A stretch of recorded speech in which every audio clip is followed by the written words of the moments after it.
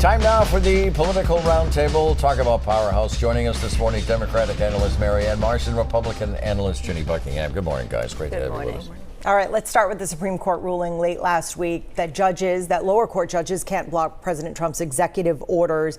It came about as part of a ruling about birthright citizenship. So, Ginny, let's start with you. What does this mean for the president's agenda moving forward? I mean, it's on its surface a win for President Trump. And it makes sense, doesn't it, that one judge in one jurisdiction shouldn't be able to tell the whole country what it should do with President Trump's orders. On the other hand, it doesn't reach the substance of the issue. So the Supreme Court didn't say anything about whether birthright citizenship can be repealed by executive order, and that's still to come. And this has been a source of frustration for the Trump administration. Marianne, what do you think about this? Yes, but there's some things more important than Donald Trump, and one of them is the rule of law, and this further erodes it. Remember, the 14th Amendment is a precedent that has existed for 127 years, and this just isn't about birthright citizenship. This is about all rights and judges' abilities to weigh in. So your life now will depend on what state you live in, even more than before, in terms of judges and rulings and gun control, all those things.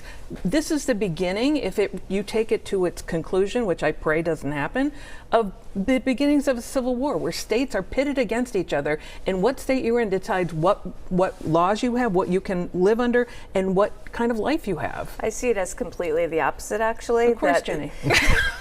And I'm right. That's what makes it good. Keep trying. That if a judge in one jurisdiction can make a ruling that they don't have the power to do, then you're subject to what's happening in your own jurisdiction. That doesn't make any sense. It should be the Supreme Court that ultimately weighs in on issues of this much importance, and that is what is happening. But now it will require everyone whose rights are being violated to get a lawyer and bring their own case individually. That's the problem. And not only is that a burden on the vast majority of Americans who can't afford that, that puts a burden on lawyers and law firms who will no doubt be bullied and threatened by even taking those cases. This is our system. We have three branches of government, and the Supreme Court is playing their role. No, and Donald Trump is playing dictator.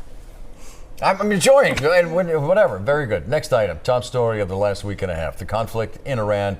We talked about during our conversation with Amy Caravelli about the president's actions in our conversation there. So let's turn to Democratic reaction right now.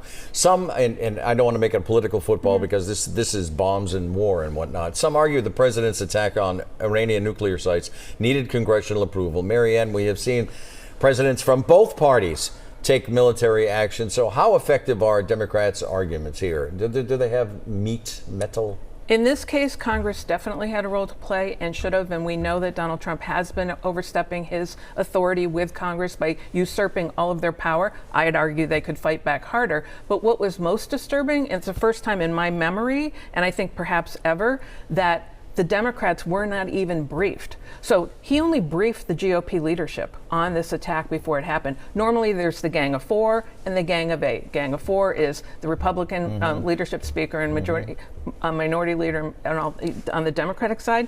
The Eight adds the chairs of intelligence and ranking member intelligence. They were not briefed, and that is a clear politicization of our national defense, of all the things that we have always done to make sure that checks and balances work. And it didn't happen in this case. And that makes us less safe, and it's far more dangerous in terms of Donald Trump. Shouldn't the commander-in-chief have the authority to be able to be the commander-in-chief and not do it without? This is a bipartisan argument that has been going back for decades with Democratic presidents and Republican presidents on how far can they go without getting congressional approval. What surprises me is that Democrats in Congress, for the most part, did not stand up and say, hallelujah, we have started the process of making sure Iran is never going to be a threat to us or to Israel ever again. We should all be saluting that. We should all be praising our military. Instead, it's getting dragged down to this partisan fight because it's President Trump that did it. If it was President Biden who did it, I'm sure it would be a different story. But he didn't. They have lied about it. They've lied.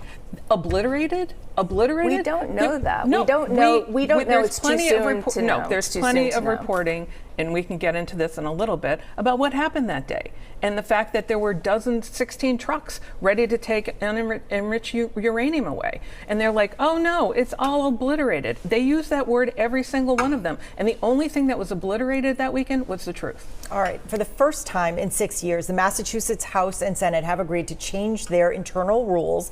They say made to create more transparency and efficiency. Now, this comes, of course, after they left several major bills on the table, after their self-imposed July 31st deadline last year. It also seems to be a recognition the public wants more openness up there, especially after voters overwhelmingly approved giving the state auditor the power to audit the legislature. Marianne, is the sun shining now on Beacon Hill? The window's open. Okay, the window's open. It's a good first step in the right direction, and good for them. They should be applauded for it because they got it done. It also is a reminder that there's separation of powers, and the legislature should legislate and dictate how they do business. It was good that they did this, but I think given that the separation of powers is being trampled on, especially by Donald Trump, it's important to show people that the legislature handles itself, the executive handles itself, and et cetera, et cetera. Jenny, what do you think? You can teach an old dog new tricks. That's what it told me. It is a step in the right direction. It is also going to be in the enforcement of it. Right, they have to follow the rules. Are they going to? And we'll see. I think they will. Next item is Scott Brown, the former Massachusetts senator who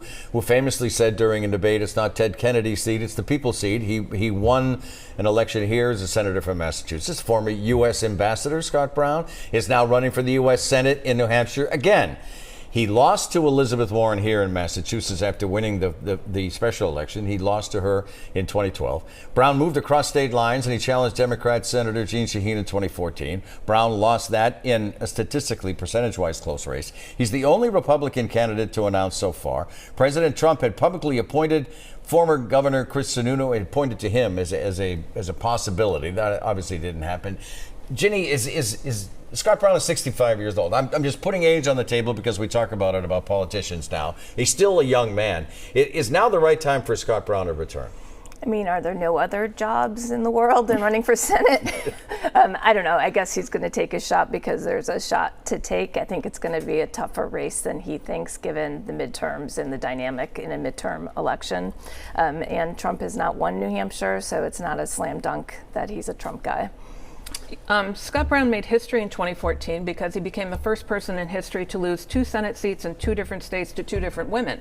And Chris Pappas, the Democrat, will be the nominee for the Senate race up there, and he's the openly gay member of the New Hampshire delegation, and if he wins, history will be made again. All right. In Massachusetts, Senator Ed Markey is up for re-election next year. He received a pair of endorsements last week from Senator Elizabeth Warren and a labor union endorsement from IBEW Local 103. The union at the time in 2020 endorsed Markey's opponent, Joe Kennedy III, citing the need for newer, fresh voices in the Senate. Marianne, will we see a serious Democratic challenger this time around? So there's a line in Matt Stout's Globe article this week that everyone seems to have ignored. Reporters asked Jake Auchincloss and Ayanna Pressley if they planned to run against Ed Markey, and neither one of them denied it. So that's sitting there, and I can't believe no one's talking about it, because to me, that's the story in that story, number one. Number two, when you look at Warren endorsing Markey's not a surprise. She did it against Joe Kennedy, who was her student and his wife at Harvard Law. He introduced her when she ran for president. It was shocking when she endorsed Markey, but no surprise then or now, really. And so IBEW, yeah, they endorsed Joe Kennedy, but now they're with Markey. All right, Ginny. I mean, I think Ed Markey woke up to the fact that he better start putting his coalition together because something's coming his way. Yeah. We continue on the record. Stay with us.